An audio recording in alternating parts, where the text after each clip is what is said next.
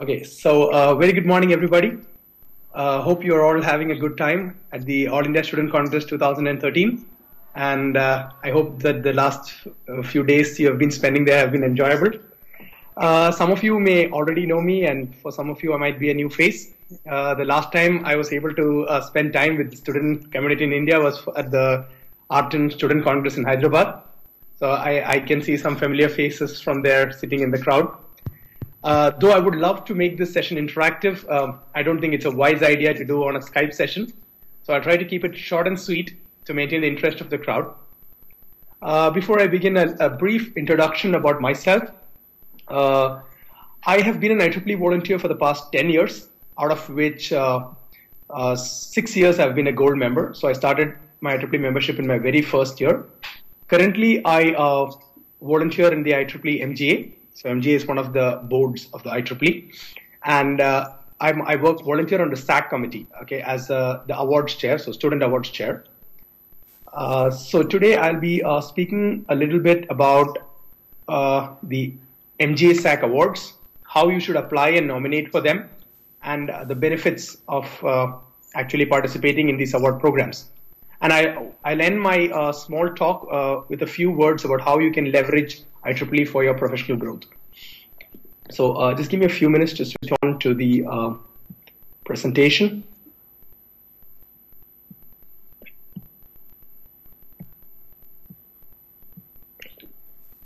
Are you able to see my screen? Okay, great, thank you.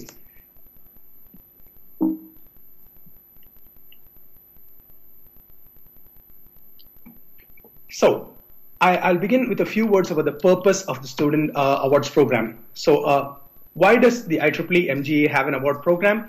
It's basically to recognize the contributions of its members, okay, and thereby achieve what? To increase the image and prestige of the organization and the profession. So that's what it's all about. And this can be extrapolated to the Student Awards Program. So it's basically, the purpose is to recognize contributions of IEEE student members towards the MGA goals and towards the profession, and thereby increasing the prestige and image of the student program in IEEE. What are the major MGA SAC awards? There are 5 awards, and one is the IEEE Student Enterprise Award, the Larry K. Wilson Regional Student Activities Award, Exemplary Student Branch Award, Outstanding Branch Counselor and Advisor Award Recognition Program, the Darrell Chong Student Activity Award. So I'll have a quick look into each of these awards. I'll not go into details because all the information is available in a very new and easy to understand format on the website. So you can go there and have a look. And if you have any clarifications, you can get back to any of the volunteers there or to my team.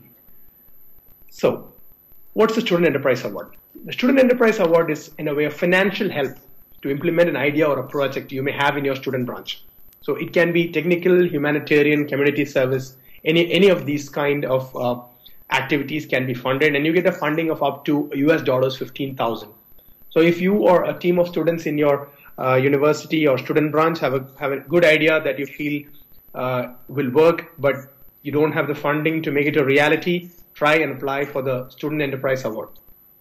And an interesting point to note was that 9 out of 10 Student Enterprise Awards from Region 10 last year, in the 2013, were from India.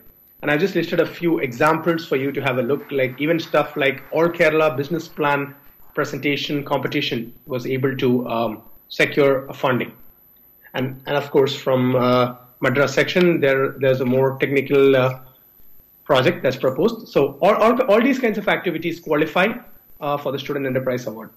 And I've just listed a few for example. So please think of any good idea or project you may have, and it will be a source of funding for your student branch and how you can keep members engaged. Moving on, the next award is the Larry K. Wilson Regional Student Activities Award.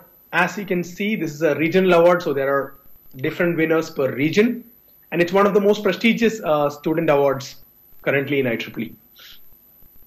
So the main purpose of this award to recognize in each region a student member who's responsible for an extraordinary achievement in the student activities. So that's what it's all about. So if you have a good profile, a good volunteer history, of what are your achievements, please do nominate yourself for the Larry K. Wilson Award. And always understand that it's important to participate. It's not whether you win or lose that matters. And of course, the current regional student representative is not eligible to apply for this award. And the prize is a customized plaque and 3 years of complimentary IEEE membership. And as you can see, both in 2012 and 13, the winners were from India. So in 2012, it was Akshay Menon from Kerala, and 2013, it was Karthik Siddhavaran from Hyderabad. So you have enough motivation to try and keep participating in this award, as we stand a good chance. Next is the IEEE Regional Exemplary Student Branch Award.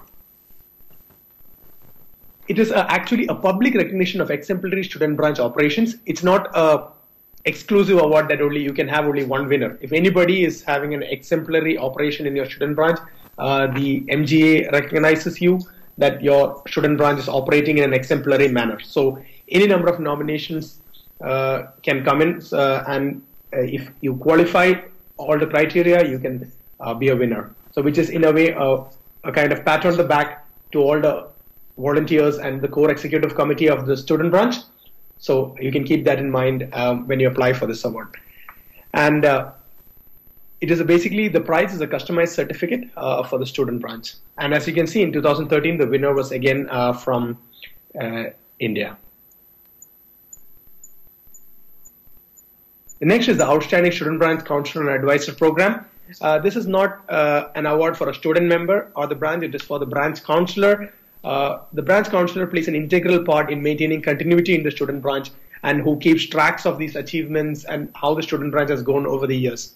So it's also important to recognize the counselor's achievements, and that is why we have this award. And I would like to draw your attention to the fact that a chapter advisor, so if you have a computer society chapter, you can also nominate a chapter advisor for this award or your student branch counselor. Both qualify and are eligible for this award. So it's unusual and dedicated efforts of an IEEE student branch counselor is what we are trying to recognize in this award. Approximately 10 are given each year, but if you noticed, in 2013 we gave out 28 awards, which was a little stressful on our budget, but we felt that with so many good candidates, we should motivate more people to apply. And the incumbent RSACs are ineligible. And basically, the key factor that the committee considers when evaluating this award is an essay written by the students. So basically, it's not the counselor who nominates himself, it's the student executive who have to feel that their counselor is doing a great job and giving a lot of support, helping them interface with the university or the section, and therefore they can nominate their branch counselor. So the prize money is currently $500 and a counselor for the and a certificate for the counselor, and $200 for the student branch. But I wanted to point out that probably this year we might try to change this prize money a little. But though the prize money may come down a little, we'll try to award more each year so that more people can win this award, because with the large number of nominations coming in, we feel more and more counselors are putting a lot of hard work to sustain IEEE student activities. And an interesting point also again to note was 10 out of 11 from Region 10 were from India. So that was that can show the reach of how much Indian student branches are participating in these award programs. The next is the Darrell Chong Student Activity Award. This is relatively a baby in the awards program, started very recently, 4 or 5 years back. And the whole purpose of this award was to change the mindset of the students' branches to be value-driven rather than number-driven. So basically, this award is given for an activity. Okay, unlike the Outstanding Student Branch Award, which is given to the branch as a whole, this is given for an activity. So a repeated activity which is consistent is given more importance. And at least in principle, there is no limit on the number of winners. And basically, there are 4 categories that you can qualify into. You can get a bronze, a silver, a gold, and a platinum. And as if you repeat the same activity consistently and show improvement, the same activity can get higher and higher ratings. And the prize right now is that the student branch will be presented with a plaque. And it's interesting to note that 4 student branches from India hit silver in 2013, which is not very easy to do. A silver is harder than getting a bronze. Moving on, I'm going to speak a little bit about nominating for awards and the best practices. I would like to encourage all of you to look at nominating for an award like creating a resume. So basically, try, if you feel that you have done something of worth, consider nominating yourself or nominating your friend, your colleague, your counselor for the awards. And basically, when you nominate yourself or when you create your profile to share with the nominator for an award, it's like creating a resume. Okay, so it will actually give you a practice to identify what are your tangible and intangible achievements, how you can present them in clear, concise words in a brief document. And this is where it's very important to be brief. I mean, during my preparation for my MBA, while I was applying to several universities, I realized that a good MBA resume is always one page. So even people with 20 years of industry experience compress all their achievements into one page. So basically, that's when you have to learn the art of filtering out what is a meaningful, tangible achievement that you want to highlight and what is not. And that is very important no matter how many years of experience you have. Now, why am I comparing this to such a resume? It's because many of the nominations that are coming in these days are, big essays with a lot of junk content. Every sentence that you have in every document you have used is cut and pasted into a big 50-page document and sent across. Now, what happens if you receive such nominations? Basically, the awards committee are also volunteers, and they have to spend an unusually long amount of time trying to identify what are the meaningful points in these documents, and in turn, they get exhausted and the effectiveness of the evaluation comes down. So this is not what we want to achieve. So you should try to keep your achievements, no matter how many they are, crisp and to the point. So that will also give a good impression about yourself, that you know how to clearly and concisely project your achievements.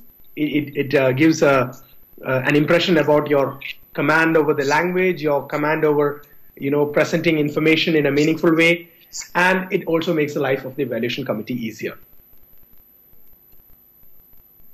I'd like to just share with you a book I've been reading very recently. It's called Guerilla Marketing for Job Hunters. So this can be used as an indicator about how to project yourself effectively in this highly competitive market and in the competitive world. So for those of you who don't know what guerrilla means, the word is taken from guerrilla warfare. It's a way where a group of people use unconventional methods to surprise their enemy in an attack. It's like the kind of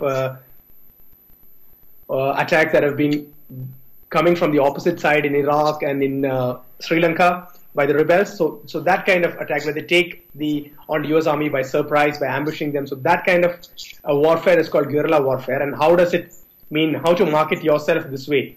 The world is very competitive, and you need to know how to leverage all the new technologies available there so that people who are trying to look for suitable candidates find you rather than you finding them. So that is the guerrilla marketing, taking them by surprise, making them impressed with your profile. So that's the content in this book. I recommend many of you maybe in your final year and trying to create your resume for a job. So try and read this book. It'll give you some good ideas.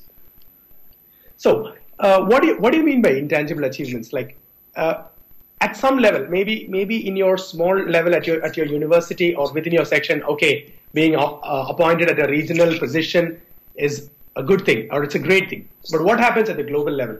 When you get 10 nominations from people who are all holding regional positions or have volunteered at a global level, just holding a position is not an achievement in itself. So at that level, you have to realize where the focus changes. So it was basically a thought-provoking activity when I was preparing for my MBA admissions. That was when it was an eye-opener for me, and I realized that 80% of what I thought was on my big achievement document of 20 pages were not achievements in itself. So being appointed in a role is not an achievement in itself. It's what you did there that really matters. Just to give you an example of some tangible achievements, I've listed them. So I'll just go through the second one. Just being the MGSAC awards chair, and okay, I evaluated all the awards correctly on time. That's anyway what an awards chair is supposed to do. So basically, you have to showcase something that others haven't done before you, something different that you have done, the value that you have brought to the organization. So that's basically streamlined all the student awards to a common deadline and moved everything to an online portal. That's an example. So whenever you say, if I was the student branch chair or the student branch secretary, you have to quantify what you have done in that position. You can say, as secretary also led the membership development and increased membership by 120% or by 50%. Or as a treasurer, doubled the student branch funds. So that's a kind of a tangible achievement that you can list. I'll just give you a brief outline for a few minutes about what we have been doing in the MGA SAC awards team to help you help make your life easier as student branch officers. So basically, we have streamlined all the awards to 1st February, as most of you are aware. So you don't have to remember 5 different deadlines. Just fix it in your mind. 1st February, IEEE Student Awards, 1st February, IEEE Student Awards, and it's easier to pass on this information to your junior batches. So that everybody remembers that, okay, 1st February is approaching. Have I prepared my nominations? Have I collected supporting documents? Do I have my endorsements from the section? So that's hopefully a good thing that we could do for you all. And another important thing was we standardized the award content on the IEEE website. So you can just Google IEEE MGA Student Awards, and you open the first link that comes in, and then you can see for each award we have given very clearly the 6 points listed on screen now. So it's very easy for you to understand how to nominate, what are the evaluation criteria, have a look at the past winners, and so on. And another thing is that all the nomination is now moved to an online portal, My Review Room, and you no longer have to handle manual paperwork, scanning your documents, getting the signature of the branch counselor on it. So everything is online, very easy, a very popularly used tool, easy to handle. So just go out there and submit your nominations online. I'd like to also draw your attention to how the student awards have been growing with more and more participations from across the globe. So you can see that the Daryl Chong Student Awards had a 3-time growth. Outstanding branch counselor had a 1.5 times growth, and Student Enterprise Award 2.5 times. So all the award program participation is growing at an exponential rate, and even the 2 awards that are usually evaluated by the regions, though it's an MGA award, the judging is done at the region, and they are the Exemplary Student Branch Award and Larry K. Wilson Award. But all regions combined, we had 55 and 48 nominations respectively. I'd like to tell you an important phrase that someone in IEEE once told me, and it really inspired me and several other volunteers. If someone nominates you for an award, or if you consider yourself eligible to apply, it's an award in itself. So what do I mean to say by this? It is to encourage you to try and apply for an award. Whether you win or lose is secondary. Whether you actually get it is secondary. But that itself, there are hundreds of thousands of IEEE volunteers across the globe. And if you consider yourself eligible to apply for an award, or if someone nominates you, that's an award in itself. So please don't hold back. Whatever you have done, whatever achievements you have, if you feel that they are good enough to apply for the award, please go ahead and apply. And it's also about what value you add locally. I mean, you don't need to compare yourself with student branches in the US or Singapore or Australia. Think what is happening in your community or around your student branch. Are the other universities or student branch near you doing anything like it? If not, whatever you're doing is important and valuable. So all you need to do is to project it in a way that you stand out from the crowd in your area. So please do apply for awards. Along with this, I would also like to point out that you don't have to only apply for the MGA awards. I mean, that's a very good recognition for you, yes, but you can also have smaller levels of awards. Like I would strongly recommend all of you to try and institute an Outstanding Student Volunteer Award in your student branch. That would be a very good idea, so that more people get an opportunity to participate. And so, of course, from the MGA, we cannot award every student branch, but if every student branch has its own award, at least one person in every student branch can be recognized for the commitment and hard work that they're putting to run the branch. For some of you, the sections may have an Outstanding Student Branch Award at your section level. For those who don't have, please go back and speak to your section SACs or section chair and try and convince them to start a student award program. This will also be a very good recognition for several volunteers who are working at student branch level, organizing, across student branches, organizing events where multiple student branches participate, and volunteering at the section level. So this is very useful for such people. So I strongly recommend all of you to try and initiate such activities. Moving on, these were some of the major problems we addressed in 2012. And what is coming ahead? This year, we are trying to review the evaluation criteria of all awards. So you may notice some changes as we launch for next year. You may notice some changes in the evaluation criteria or nomination template next year. We are still pending approval from the parent SAC committee. So we will keep you posted through Facebook and other channels about what has changed and how this is going to affect the awards program. I'd like to conclude with a few words about how you can leverage IEEE, its awards program, by how volunteering in IEEE can help you in your professional and personal growth. So what you're seeing on screen is, as you all know, a sword. But this type of sword is special because there are many swords that have just one edge. And this is the only kind of sword which is more or less used in Europe that had two edges. Okay, and now what is the comparison between growth in IEEE and a double-edged sword? So I would personally like to share my story with you and why I would compare it to a double-edged sword. So most people sharpen only one side of themselves to gear up for professional growth. And IEEE helps you get the second edge. Okay, so you are prepared to grow professionally from both sides. So what I've done throughout my career was to leverage the knowledge from one organization into other, and whatever skills and knowledge I've gained from one organization, I was able to apply in the other, and thus simultaneously grow in both organizations. In IEEE, what you learn very early is management skills, leadership skills, and soft skills. There are many of you who may have never done a presentation before, but the first time you're doing it was in IEEE. The first time you're speaking to 200 or 300 people together was in an IEEE event. I still remember the first time I did a presentation in another college. It was just in the very beginning of my second year, and I never had the confidence. By the time I finished the presentation, I was sweating and the back of my shirt was all wet.